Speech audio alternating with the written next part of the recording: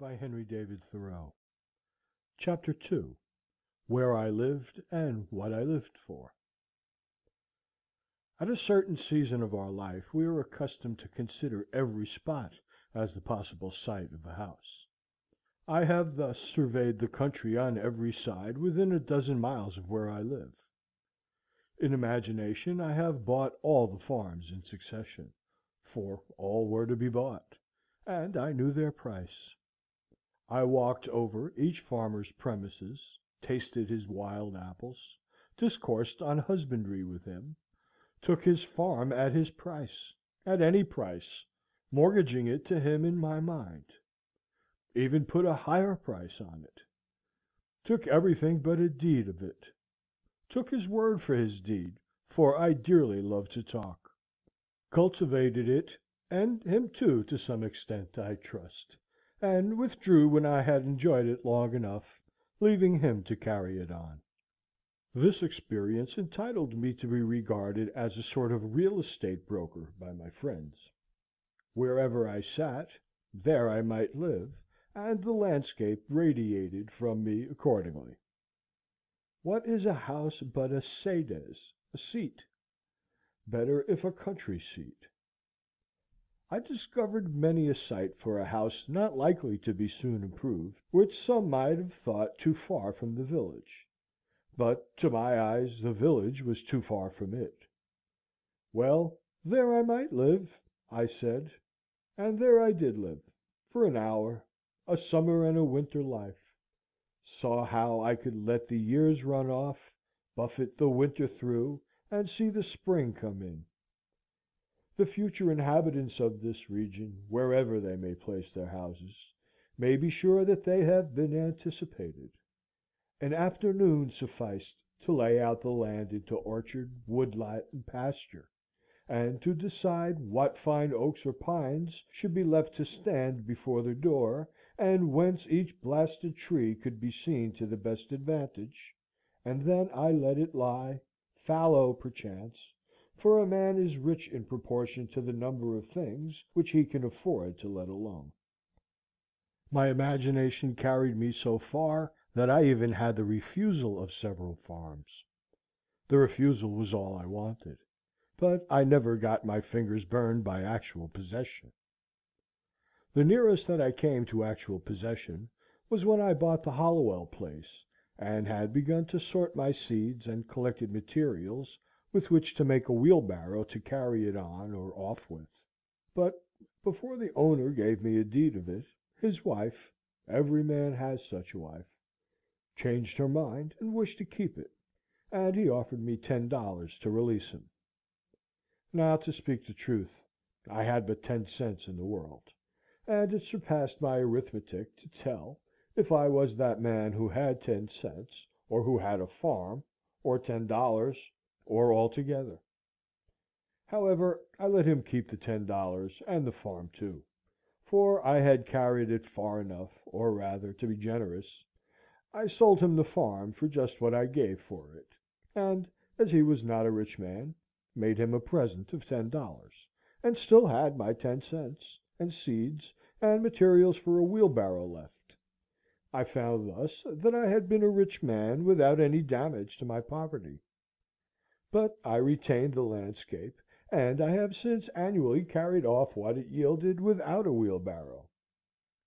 With respect to landscapes, I am monarch of all I survey; my right there is none to dispute. I have frequently seen a poet withdraw, having enjoyed the most valuable part of a farm, while the crusty farmer supposed that he had gotten a few wild apples only. Why, the owner does not know it for many years. When a poet has put his farm in rhyme, the most admirable kind of invisible fence has fairly impounded it, milked it, skimmed it, and got all the cream, and left the farmer only the skimmed milk. The real attractions of the Hollowell farm to me were, its complete retirement, being about 2 miles from the village, half a mile from the nearest neighbor, and separated from the highway by a broad field; its bounding on the river, which the owner said protected it by its fogs from frosts in the spring, though that was nothing to me.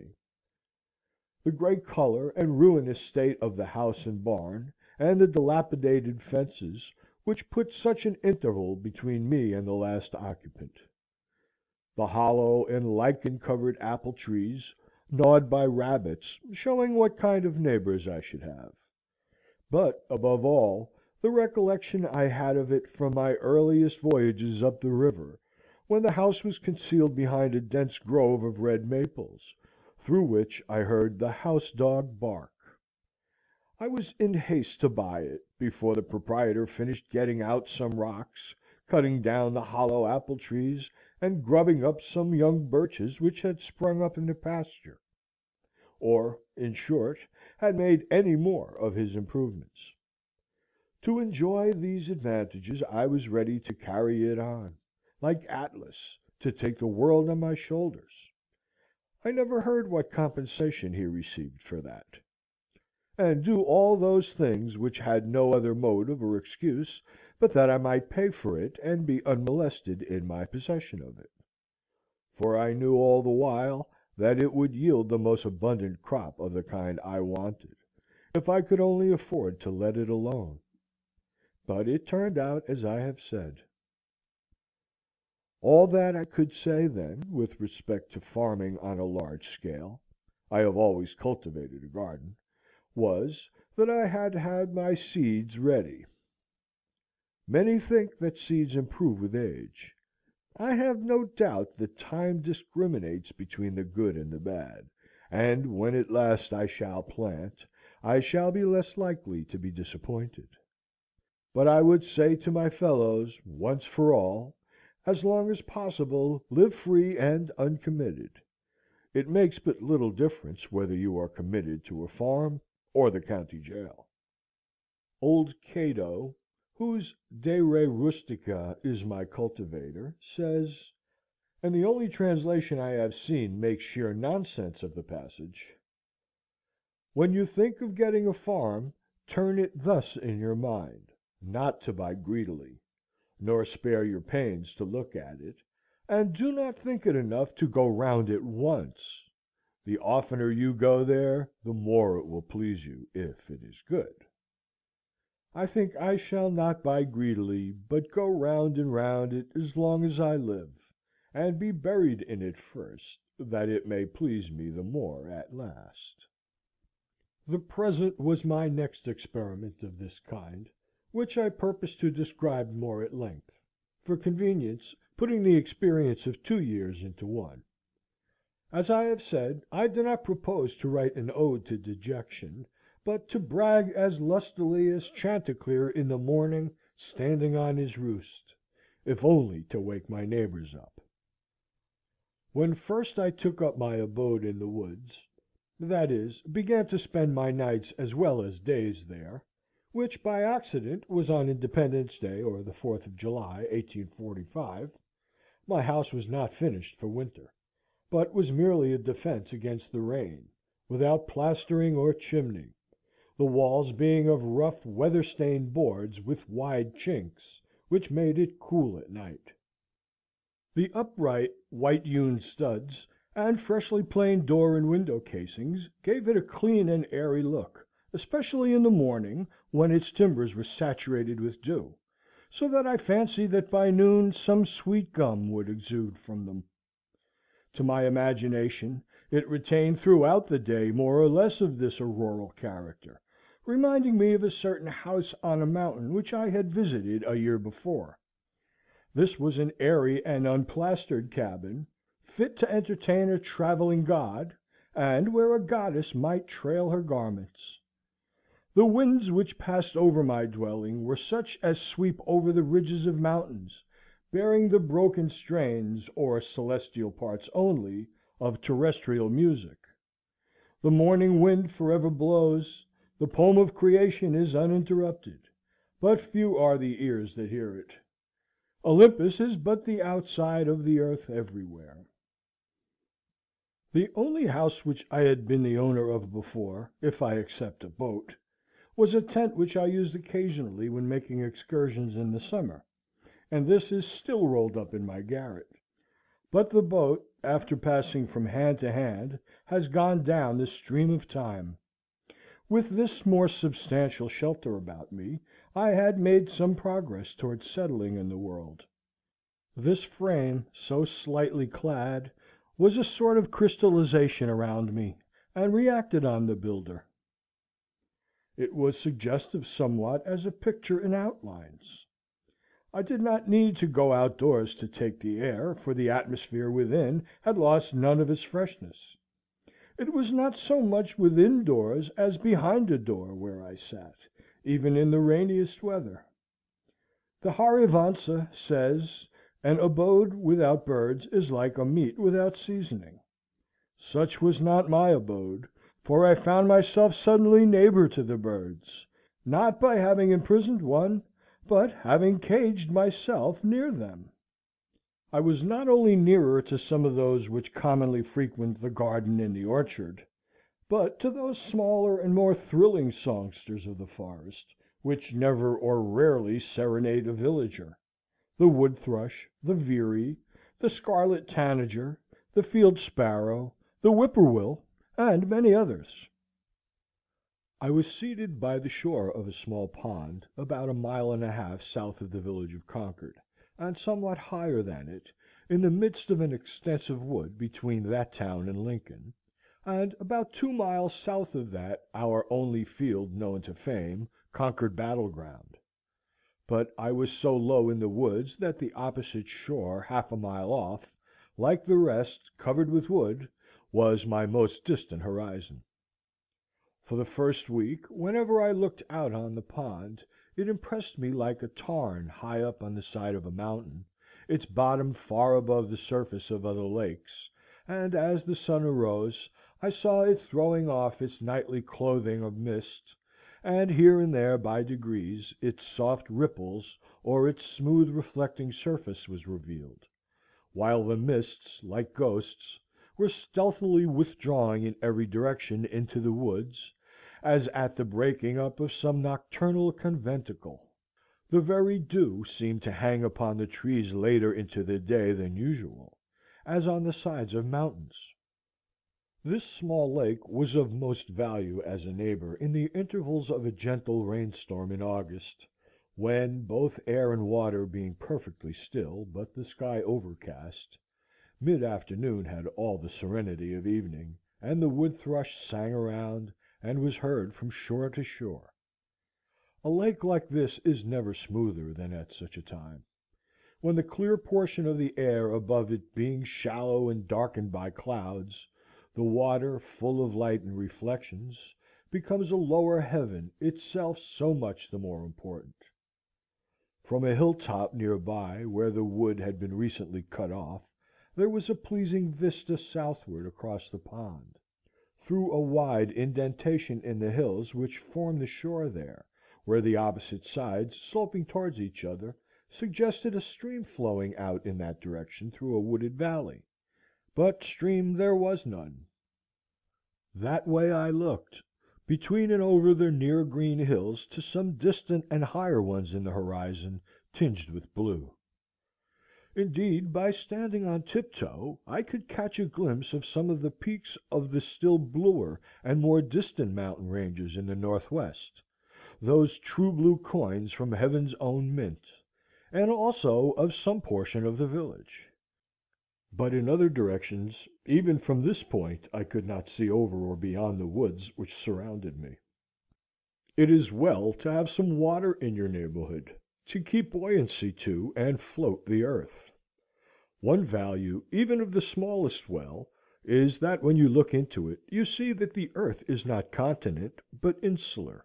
This is as important as that it keeps butter cool. When I looked across the pond from this peak toward the Sudbury meadows, which in time of flood I distinguished elevated, perhaps by a mirage in their seething valley, like a coin in a basin, all the earth beyond the pond appeared like a thin crust, insulated and floated even by this small sheet of interverting water, and I was reminded that this on which I dwelt was but dry land. Though the view from my door was still more contracted, I did not feel crowded or confined in the least. There was pasture enough for my imagination. The low shrub oak plateau, to which the opposite shore arose, stretched away toward the prairies of the west and the steppes of Tartary, affording ample room for all the roving families of men. There are none happy in the world but beings who enjoy freely a vast horizon, said Damodara, when his herds required new and larger pastures. Both place and time were changed, and I dwelt nearer to those parts of the universe and to those eras in history which had most attracted me. Where I lived was as far off as many a region viewed nightly by astronomers. We are wont to imagine rare and delectable places in some remote and more celestial corner of the system, behind the constellation of Cassiopeia's chair, far from noise and disturbance. I discovered that my house actually had its site in such a withdrawn but forever new and unprofaned part of the universe. If it were worth the while to settle in those parts, near the Pleiades or the Hades, to Aldebaran or Altair, then I was really there, or at an equal remoteness from the life which I had left behind, dwindled and twinkling, with as fine a ray to my nearest neighbor, and to be seen only in moonless nights by him. Such was that part of creation where I had squatted. There was a shepherd that did live, and held his thoughts as high as were the mounts whereon his flocks did hourly feed him by.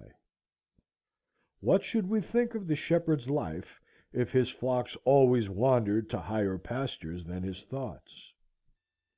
Every morning was a cheerful invitation to make my life of equal simplicity, and I may say innocence, with Nature herself. I have been as sincere a worshipper of Aurora as the Greeks. I got up early and bathed in the pond. That was a religious exercise, and one of the best things which I did. They say that characters were engraven on the bathing tub of King Ching Tang, to this effect: renew thyself completely each day, do it again, and forever again.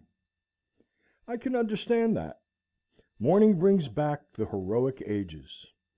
I was as much affected by the faint hum of a mosquito making its invisible and unimaginable tour through my apartment at earliest dawn, when I was sitting with door and windows open, as I could be by any trumpet that ever sang of fame. It was Homer's Requiem, itself an Iliad and Odyssey in the air, singing its own wrath and wanderings. There was something cosmical about it, a standing advertisement, till forbidden, of the everlasting vigor and fertility of the world. The morning, which is the most memorable season of the day, is the awakening hour.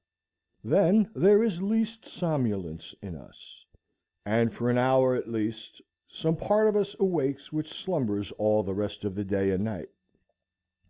Little is to be expected of that day, if it can be called a day, to which we are not awakened by our genius, but by the mechanical nudgings of some servitor, are not awakened by our own newly acquired force and aspirations from within, accompanied by the undulations of celestial music, instead of factory bells, and a fragrance filling the air to a higher life than we fell asleep from; and thus the darkness bears its fruit, and prove itself to be good, no less than the light.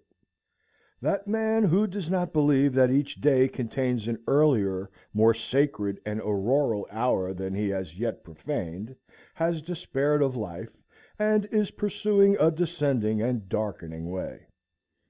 After a partial cessation of his sensuous life, the soul of man, or its organs rather, are reinvigorated each day, and his genius tries again what noble life it can make. All memorable events, I should say, transpire in morning time and in a morning atmosphere. The Vedas say, all intelligences awake with the morning. Poetry and art, and the fairest and most memorable of the actions of men, date from such an hour. All poets and heroes, like Memnon, are the children of Aurora, and emit their music at sunrise.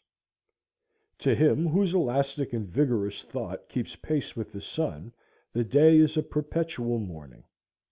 It matters not what the clocks say, or the attitudes and labors of men. Morning is when I am awake, and there is a dawn in me. Moral reform is the effort to throw off sleep. Why is it that men give so poor an account of their day if they have not been slumbering? They are not such poor calculators. If they had not been overcome with drowsiness, they would have performed something. The millions are awake enough for physical labor, but only 1 in a million is awake enough for effective intellectual exertion, only 1 in 100,000,000 to a poetic or divine life. To be awake is to be alive. I have never yet met a man who was quite awake. How could I have looked him in the face? We must learn to reawaken and keep ourselves awake, not by mechanical aids, but by an infinite expectation of the dawn which does not forsake us in our soundest sleep. I know of no more encouraging fact than the unquestionable ability of man to elevate his life by a conscious endeavor. It is something to be able to paint a particular picture, or to carve a statue, and so to make a few objects beautiful; but it is far more glorious to carve and paint the very atmosphere and medium through which we look, which morally we can do. To affect the quality of the day, that is the highest of arts. Every man is tasked to make his life, even in its details, worthy of the contemplation of his most elevated and critical hour. If we refused, or rather used up, such paltry information as we get, the oracles would distinctly inform us how this might be done. I went to the woods because I wished to live deliberately, to front only the essential facts of life, and see if I could not learn what it had to teach, and not, when I came to die, discover that I had not lived. I did not wish to live what was not life. Living is so dear. Nor did I wish to practice resignation unless it was quite necessary.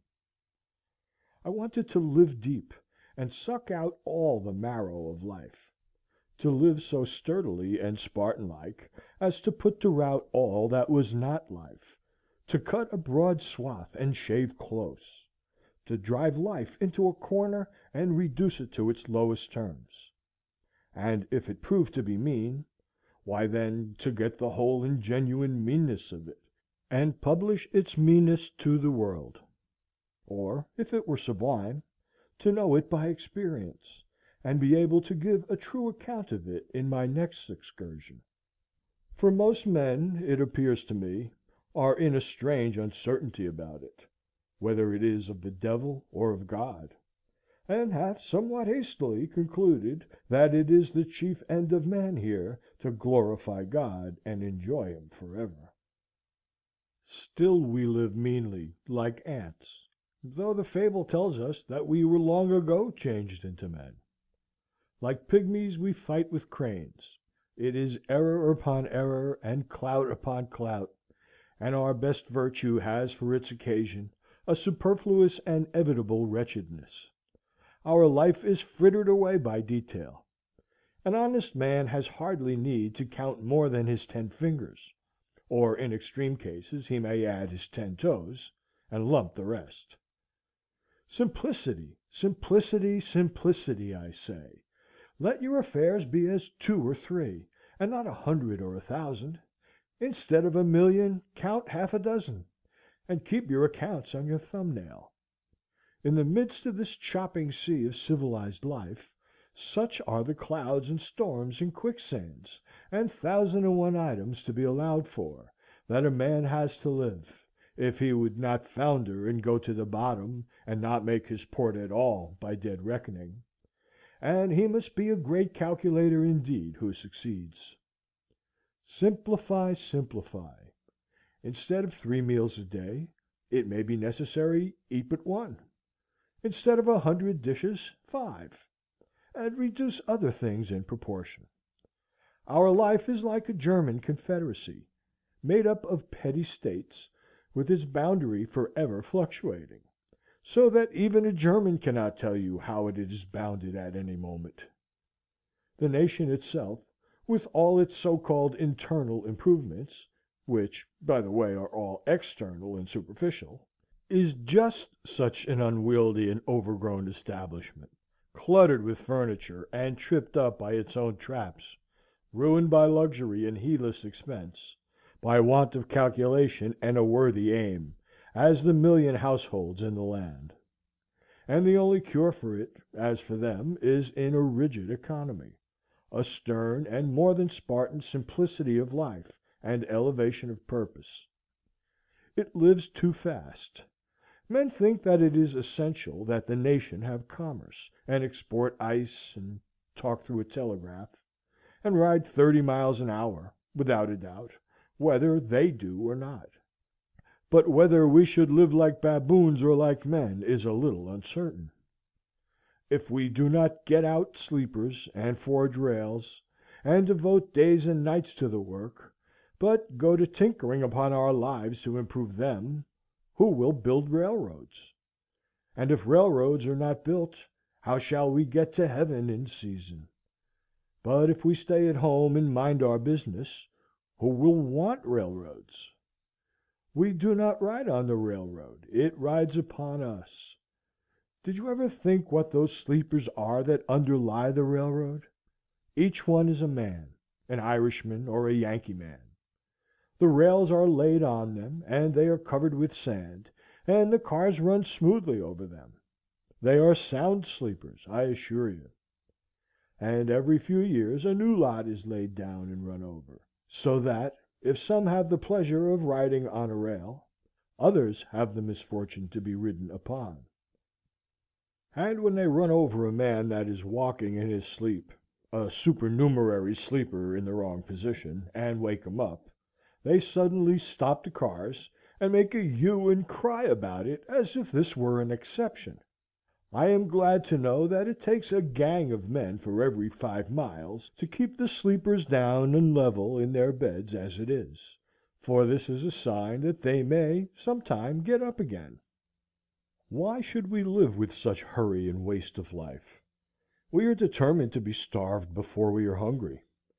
Men say that a stitch in time saves 9, and so they take 1,000 stitches to-day to save 9 to-morrow. As for work, we haven't any of any consequence. We have the St. Vitus dance, and cannot possibly keep our heads still.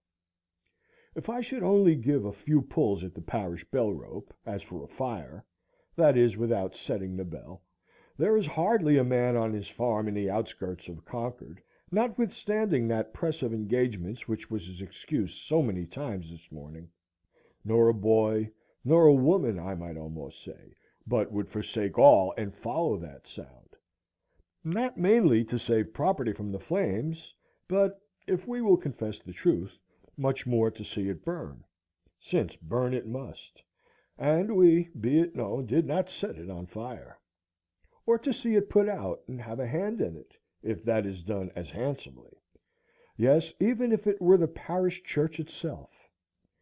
Hardly a man takes a half-hour's nap after dinner, but when he wakes he holds up his head and asks, "What's the news?" as if the rest of mankind had stood his sentinels. Some give directions to be waked every half hour, doubtless for no other purpose, and then, to pay for it, they tell what they have dreamed. After a night's sleep the news is as indispensable as the breakfast.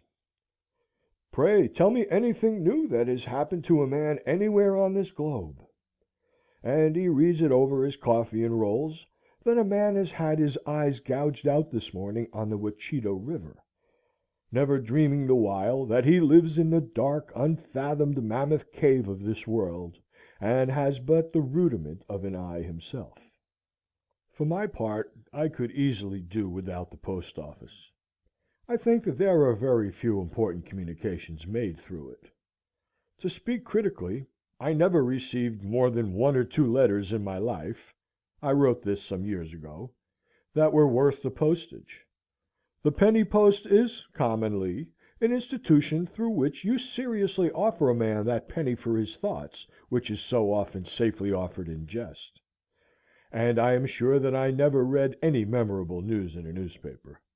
If we read of one man robbed, or murdered, or killed by accident, or one house burned, or one vessel wrecked, or one steamboat blown up, or one cow run over on the Western Railroad, or one mad dog killed, or one lot of grasshoppers in the winter, we never need read of another. One is enough. If you are acquainted with the principle, what do you care for a myriad instances and applications? To a philosopher, all news, as it is called, is gossip, and they who edit and read it are old women over their tea. Yet not a few are greedy after this gossip. There was such a rush, as I hear, the other day at one of the offices, to learn the foreign news by the last arrival, that several large squares of plate glass belonging to the establishment were broken by the pressure, news which I seriously think a ready wit might write a 12-month or 12 years beforehand with sufficient accuracy. As for Spain, for instance, if you know how to throw in Don Carlos and the Infanta, and Don Pedro and Seville and Granada, from time to time in the right proportions (they may have changed the names a little since I saw the papers), and serve up a bullfight when other entertainments fail, it will be true to the letter, and give us as good an idea of the exact state or ruin of things in Spain as the most succinct and lucid reports under this head in the newspapers. And as for England, almost the last significant scrap of news from that quarter was the Revolution of 1649. And if you have learned the history of her crops for an average year, you never need attend to that thing again, unless your speculations are of a merely pecuniary character. If one may judge who rarely looks into the newspapers, nothing new does ever happen in foreign parts, a French Revolution not excepted. What news! How much more important to know what that is which was never old. Kiao He Yu, great dignitary of the state of Wei, sent a man to Kung Tsu to know his news. Kung Tsu caused the messenger to be seated near him, and questioned him in these terms: "What is your master doing?" The messenger answered with respect, "My master desires to diminish the number of his faults, but he cannot come to the end of them." The messenger being gone, the philosopher remarked, "What a worthy messenger! What a worthy messenger!" The preacher, instead of vexing the ears of drowsy farmers on their day of rest at the end of the week, for Sunday is the fit conclusion of an ill spent week, and not the fresh and brave beginning of a new one, with this one other draggle tail of a sermon, should shout with thundering voice, "Pause! Avast! Why so seeming fast, but deadly slow?" Shams and delusions are esteemed for soundest truths, while reality is fabulous. If men would steadily observe realities only, and not allow themselves to be deluded, life, to compare it with such things as we know, would be like a fairy tale and the Arabian Nights' entertainments. If we respected only what is inevitable and has a right to be, music and poetry would resound along the streets.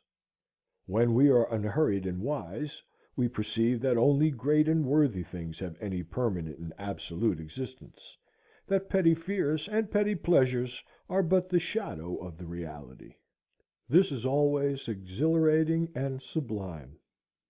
By closing the eyes in slumbering, and consenting to be deceived by shows, men establish and confirm their daily life of routine and habit everywhere, which still is built on purely illusory foundations. Children who play life discern its true law and relations more clearly than men who fail to live it worthily, but who think that they are wiser by experience, that is, by failure. I have read in a Hindoo book that there was a king's son who, being expelled in infancy from his native city, was brought up by a forester, and growing up to maturity in that state, imagined himself to belong to the barbarous race with which he lived. One of his father's ministers, having discovered him, revealed to him what he was, and the misconception of his character was removed, and he knew himself to be a prince. So soul, continues the Hindoo philosopher, from the circumstances in which it is placed, mistakes its own character, until the truth is revealed to it by some holy teacher, and then it knows itself to be Brahm. I perceive that we inhabitants of New England live this mean life that we do because our vision does not penetrate the surface of things. We think that that is which appears to be. If a man should walk through this town and see only the reality, where, think you, would the mill dam go to? If he should give us an account of the realities he beheld there, we should not recognize the place in his description. Look at a meeting house, or court house, or a jail, or a shop, or a dwelling house, and say what that thing really is before a true gaze, and they would all go to pieces in your account of them. Men esteem truth remote, in the outskirts of the system, behind the farthest star, before Adam and after the last man. In eternity there is indeed something true and sublime. But all these times and places and occasions are now and here. God himself culminates in the present moment, and will never be more divine in the lapse of all the ages. And we are enabled to apprehend at all what is sublime and noble only by the perpetual instilling and drenching of the reality that surrounds us. The universe constantly and obediently answers to our conceptions. Whether we travel fast or slow, the track is laid for us. Let us spend our lives in conceiving, then. The poet or the artist never yet had so fair and noble a design, but some of his posterity at least could accomplish it. Let us spend one day as deliberately as nature, and not be thrown off the track by every nutshell and mosquito's wing that falls on the rails. Let us rise early and fast, or break fast, gently and without perturbation. Let company come and let company go. Let the bells ring and the children cry, determined to make a day of it. Why should we knock under and go with the stream?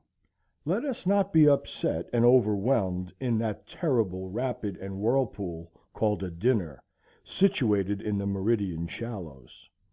Weather this danger and you are safe, for the rest of the way is downhill. With unrelaxed nerves, with morning vigor, sail by it looking another way, tied to the mast like Ulysses. If the engine whistles, let it whistle till it is hoarse for its pains. If the bell rings, why should we run? We will consider what kind of music they are like.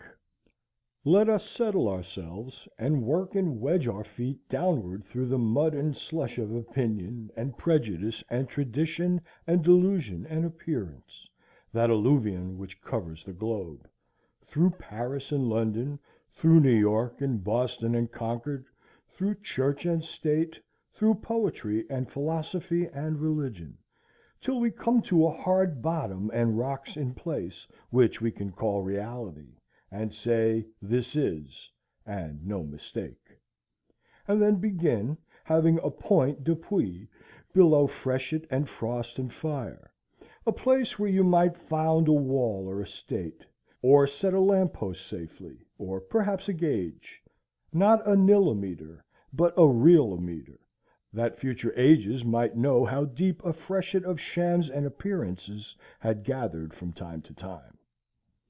If you stand right fronting and face to face to a fact, you will see the sun glimmer on both its surfaces, as if it were a scimitar, and feel its sweet edge dividing you through the heart and marrow, and so you will happily conclude your mortal career. Be it life or death, we crave only reality. If we are really dying, let us hear the rattle in our throats and feel cold in the extremities. If we are alive, let us go about our business. Time is but the stream I go a fishing in. I drink at it; but while I drink I see the sandy bottom, and detect how shallow it is. Its thin current slides away, but eternity remains. I would drink deeper. Fish in the sky, whose bottom is pebbly with stars. I cannot count one. I know not the first letter of the alphabet. I have always been regretting that I was not as wise as the day I was born.